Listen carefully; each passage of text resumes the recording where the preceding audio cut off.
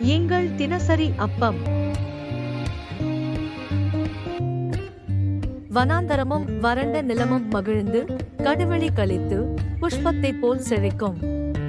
ஏசாயா 35:1.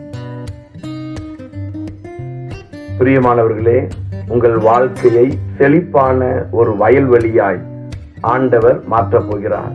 ஆசீர்வாதத்திற்கான அறிகுறிகளே இல்லாமல் இருக்கலாம். நீங்கள் வறட்சியான சூழ்நிலையில் வாழ்ந்து கொண்டிருக்கலாம். துக்கத்தின் மேல் துக்கம் உங்களை அழுத்திக் கொண்டிருக்கலாம். கலங்காதிருங்கள். ஆண்டவர் உங்களுடைய வறண்ட வாழ்வை செழிப்பான பயிர் நிலத்தை போன்று மாற்றப் போகிறார்.